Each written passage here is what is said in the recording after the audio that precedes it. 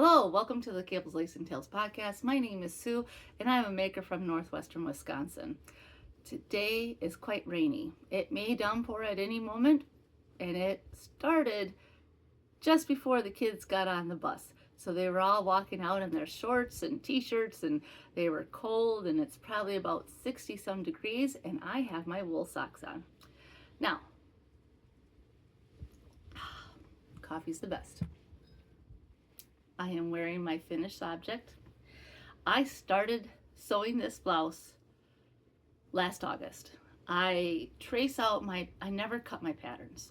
I always trace the size out because I'm always afraid that A, I cut the wrong size out, B, that I won't be able to do a bigger size or smaller size, and C, to preserve the pattern so I can make adjustments to my traceable paper pattern that I have created. I have two different types of paper.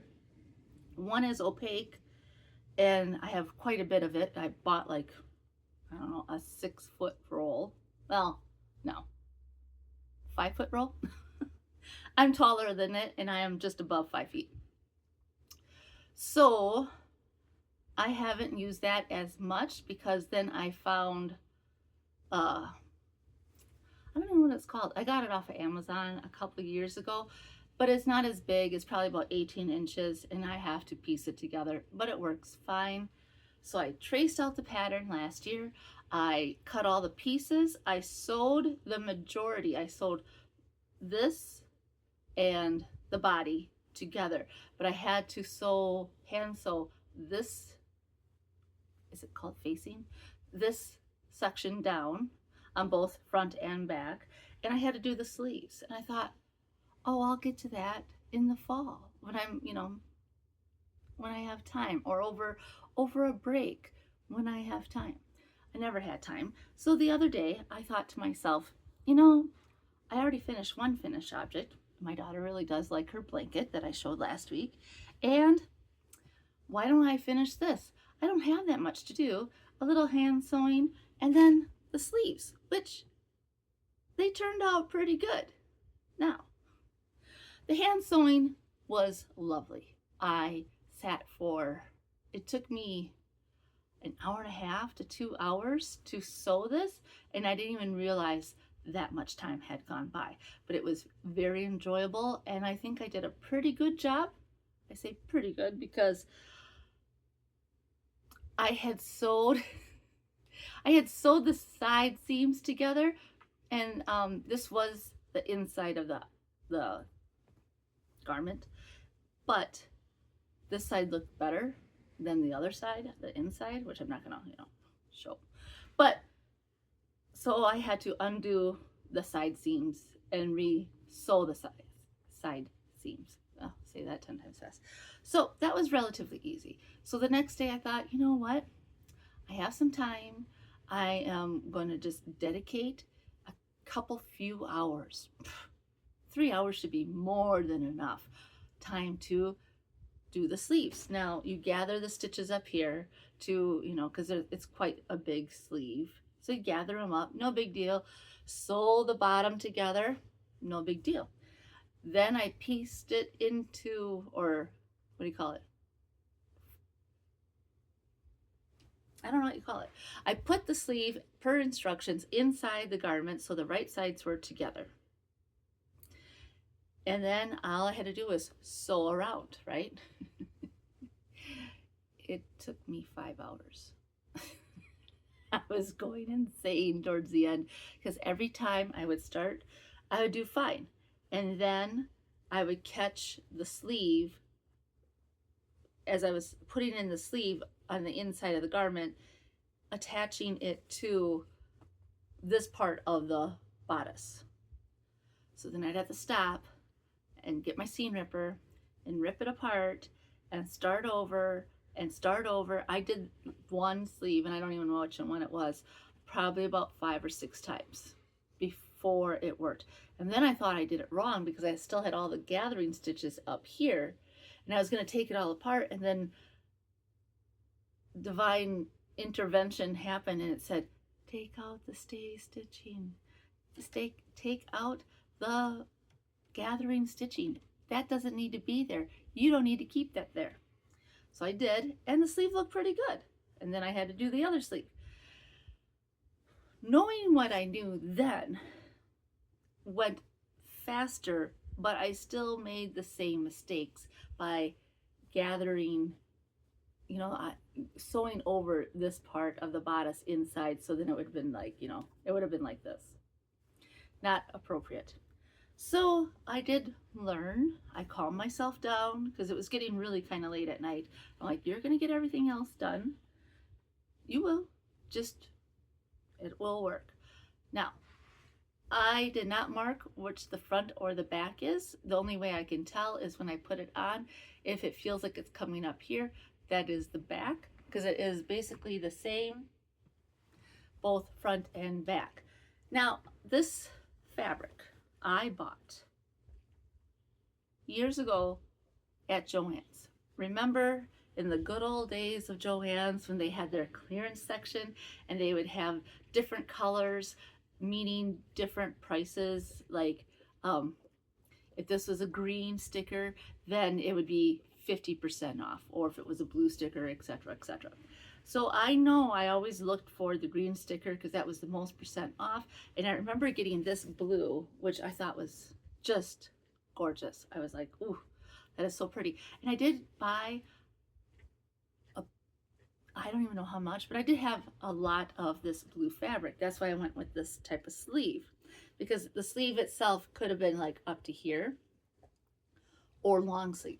And I just folded it up and created my own 3/4 sleeve or so.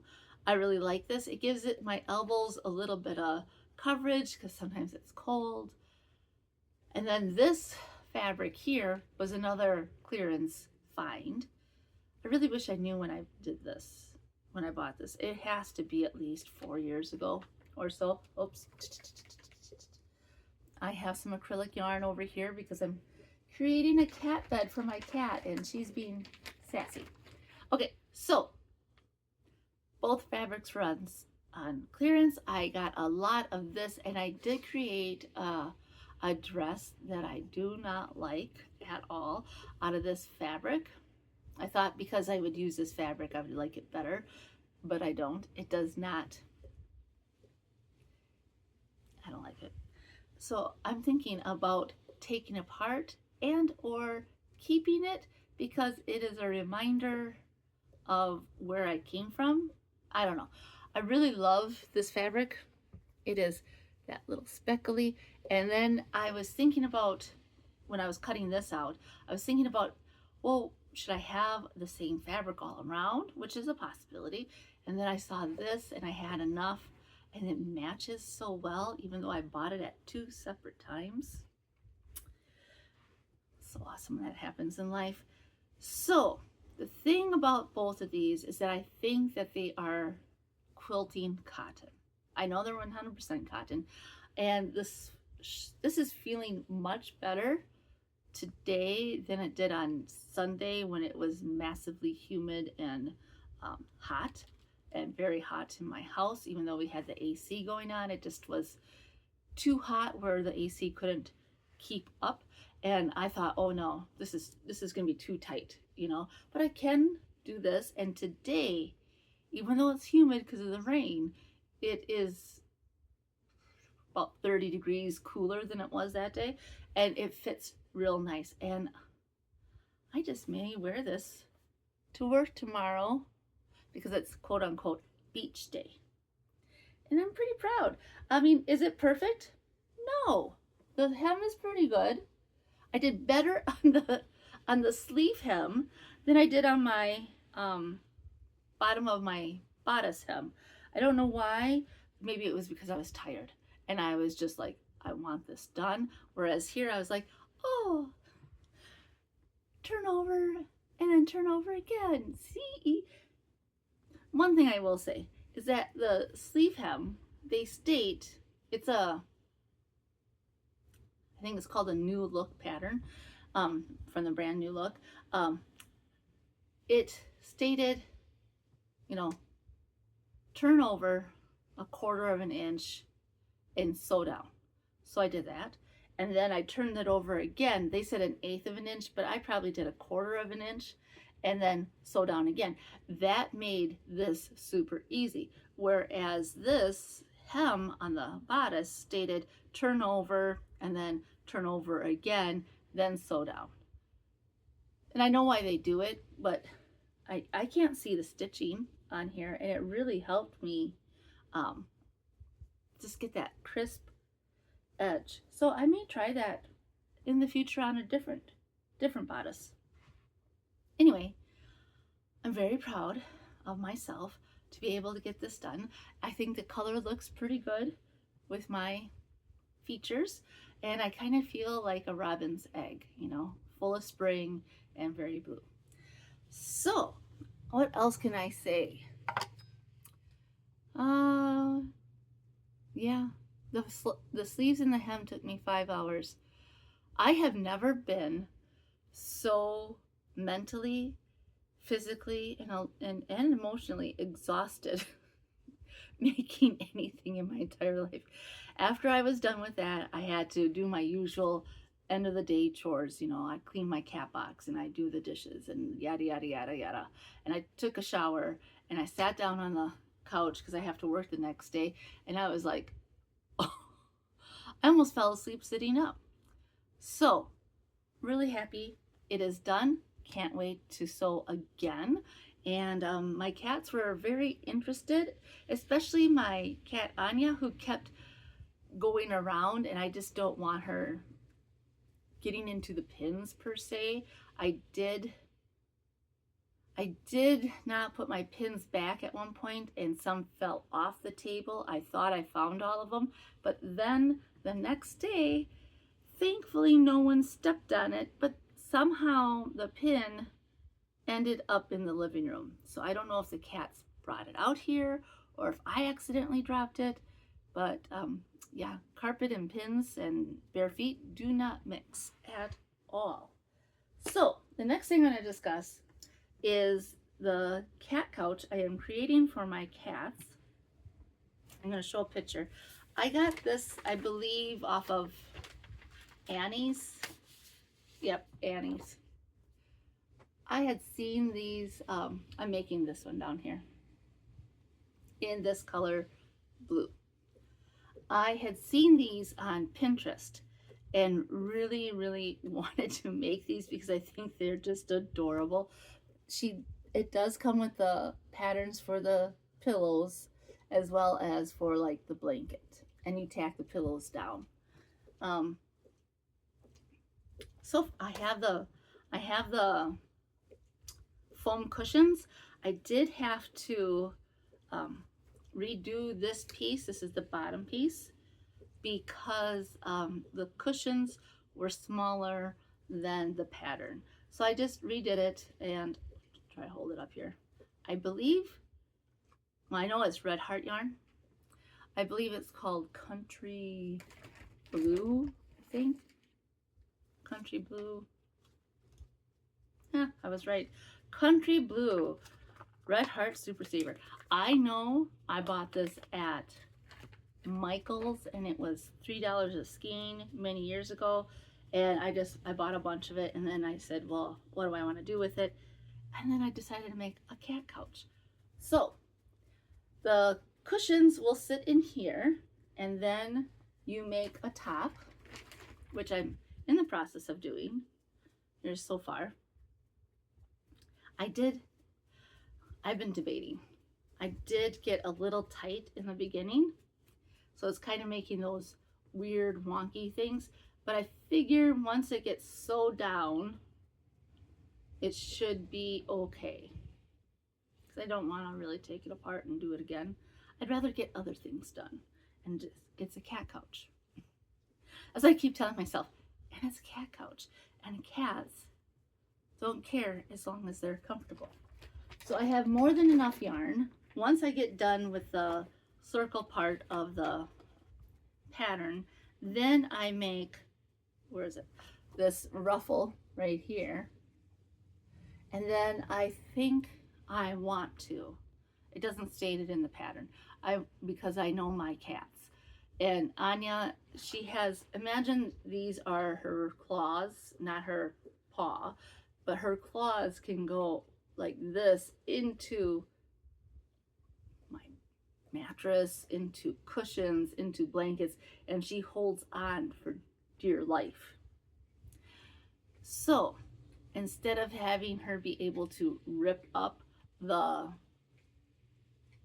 foam cushion, I thought I would encase it in just like some plain old, I think I have some leftover sheets or other white fabric that I've had for years, and then somehow encase it.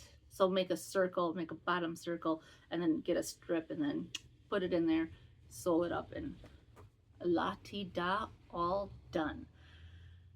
So I do know for the back, this back cushion here, you have to cut out the foam, and it does give you the instructions. Make it look like that. And this pattern you can get as a PDF. I don't like PDFs. I like, even if I do buy a pattern that is a PDF, I will print it out because I want a physical copy, because I don't always want to look at my screen. Sometimes it bugs my eyes. Plus, it's a physical copy, and what if my computer went bzzz, or whatever, you know, because things happen. This pattern, I believe at the time, I think I bought it last year or within the last 2 years. It cost $8. You get 4 patterns. 4 patterns, $8, all cat couches. I would like to make all of them because I think they're all adorable. I mean, come on, it's adorable. Now, do I think the cats are really going to destroy it? No, because I have had this out ever since. This is a pillow I made many moons ago. I just crocheted it, and they lay up against it. It is filled with polyfill. They don't bother it, so that is good. I am using for my hook an ergonomic H hook, I believe. Yeah, 5mm H hook. I do really like the boy style heads for my hooks. Everyone is entitled to their own opinion. I really like them. That I can just grab it better than the Susan Bates version. So I keep it in an old comforter bag. See? No need to throw things out when they can come in handy later on. Now, I am getting along pretty well on my Leisure Arts second sleeve. I only have, well, about 1.5 inches done. But I'm at the point of where I start increasing. And I have the other sleeve right here. So I'm going to hold it.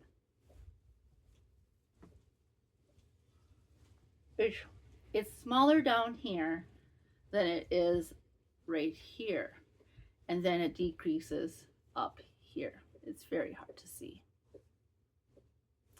So let's see. Can you tell? No, not really. Anyway, so that is working. At least I'm in a spot where I know I am. I have created my notes. So it said to increase at each end of the needle 10 times every 6 rows. Okay, but you're still following the pattern. So I did this. Here's my sticky. Oops. Okay, I know where I am. So I had to do this part first. I crossed off the rows that I'm on, and I know I'm on row 6, and so the increase will happen on row 7, and then I just do a tally mark through each of them, and let's see if I still have that one. Yeah. And then when I get done with that section, I put a circle around it. So even though normally, you know, a tally is, you know, 5 is with the cross through it. I just did 1 and I underlined that one because that's the row I increase. And then I do 5 more. And then each time I get done with the row, I just make a little toot. Keeps me on track. It keeps me like seeing progress, even though it doesn't feel like any progress is happening because you're just increasing and it's getting bigger and bigger and slower and slower. And then you get to the point where you're like, oh, I did my 10 increases. Awesome. And then you start doing the decreases and la-ti-da. I will show you a quick picture. This is what it's supposed to look like. And I hope mine looks like this. I don't think my arms are going to be as tight as this. I don't know what kind of yarn this is in the picture. It doesn't even state at all. It looks like a cotton, but it could be a wool blend. So anyway, that is that. I am using size 8, 4 square laminated birch Knit Picks needle. I think it's Sunstruck is the name. I am an affiliate member.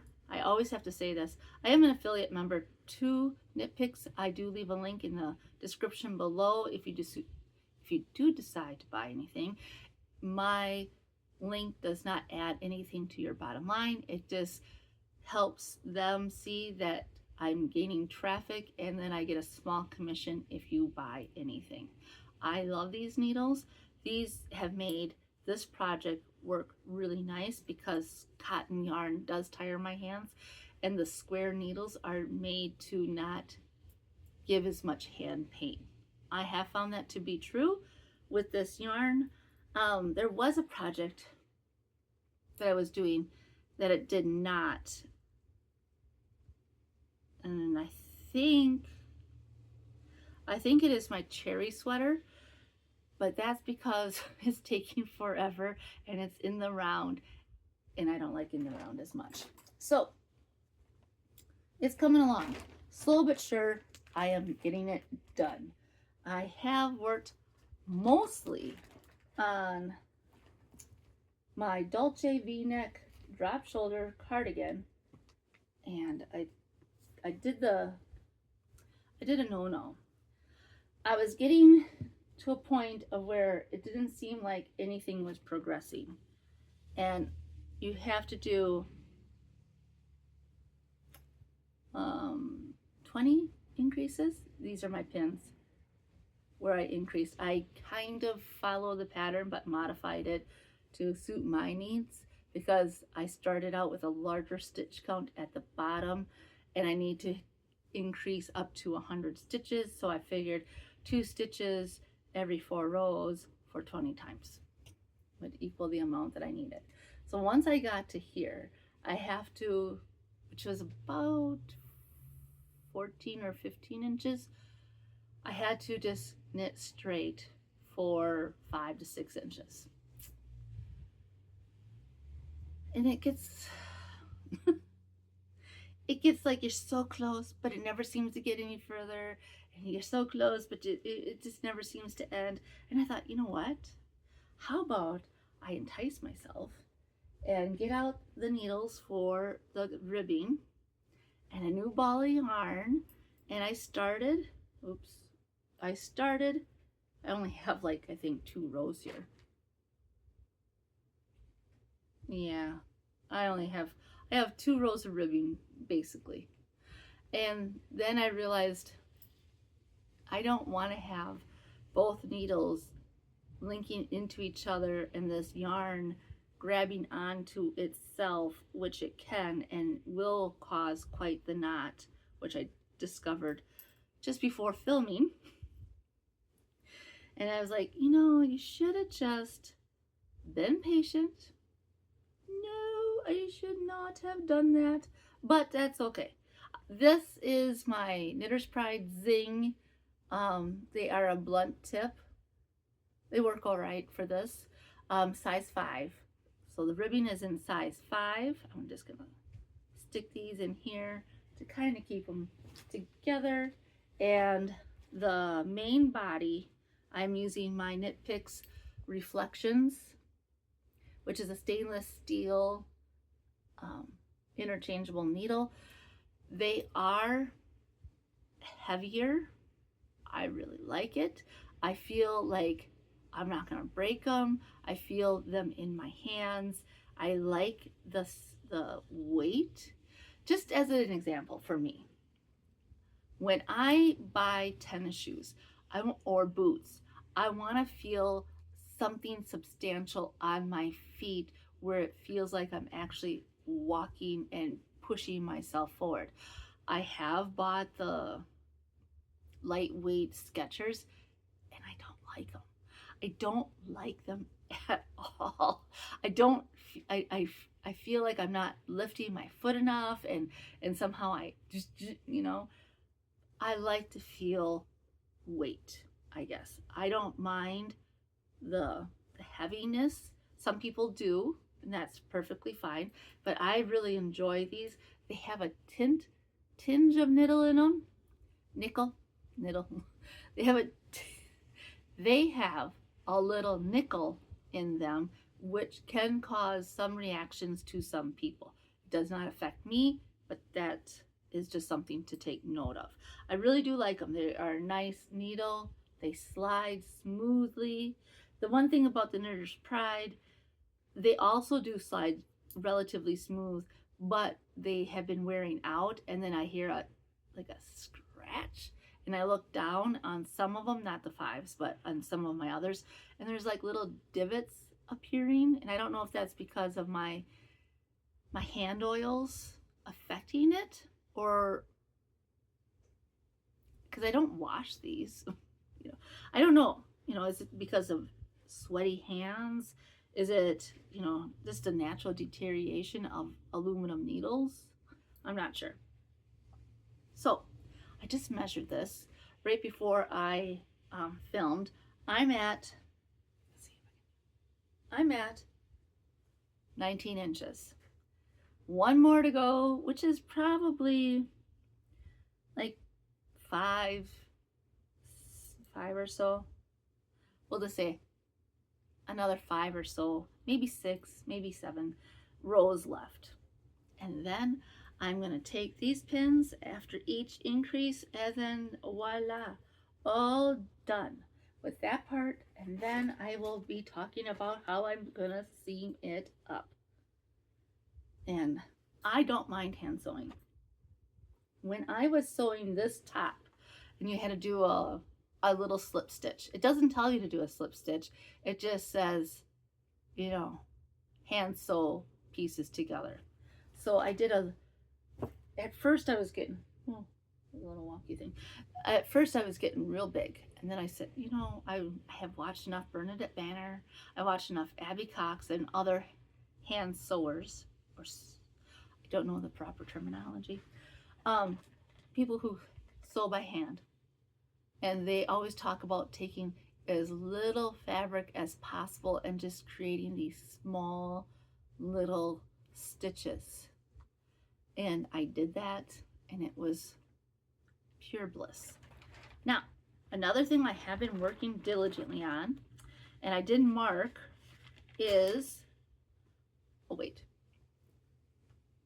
my Dulce cardigan and my palette cardigan are both from my Ann Bud's the Knitter's Handy Book of Sweater Patterns, and it's a spreadsheet book. Quickly show, like this is the raglan.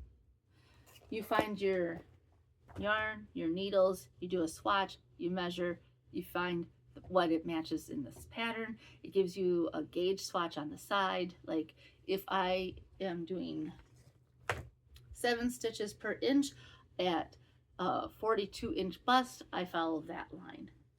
So that's why I can modify my things so easily, because it just is basic guidelines. Now, as you can see, I did about 1.5 inches of work. It is coming out quite nice. The ribbing is quite cinchy, so I'm going to just go like that. Showing the wrong side. Like that. I am using my Knit Picks Reflections lace set. basically the same as the regular set, except for there's a um, smaller screw here and smaller um, cables. The lace is not interchangeable cable. Let me start over. The lace cables are not interchangeable with the regular or shorties because it's a different size. It is coming along. It is nice to work on, especially when I'm tired, because I can just go back and forth, stockinette. But at the same time, it is going to take a long time. So if I do not show it every week, it's just because I'm going back and forth. And maybe I will like say, look, I got another inch done, and just leave it at that. I didn't even write down my needle size because I talked about this at length last time.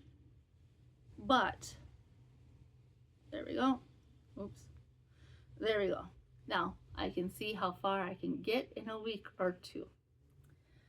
Other than that, I did work on my socks, but I just got to the point of 4.5 inches, and I switched the needles from a size 2.5, US 2.5 down to my US 2, because I always make the cuffs a needle size larger, and then I cut down so it feels like that. So now I have to go another, I want to say 4 inches down. So, and it's black yarn, and it's going to take forever. So other than that, let me just think.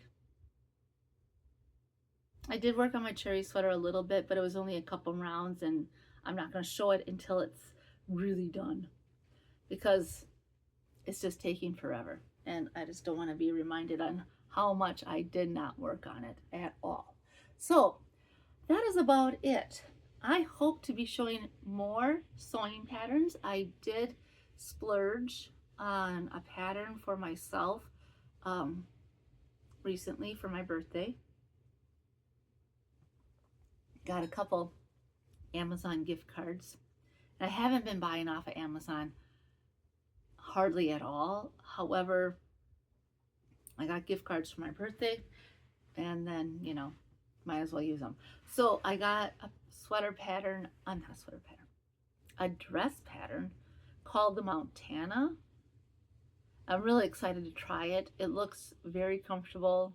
And then I do have some other patterns I have bought in the past over the years. Whenever the big company that has McCall's, Butterick,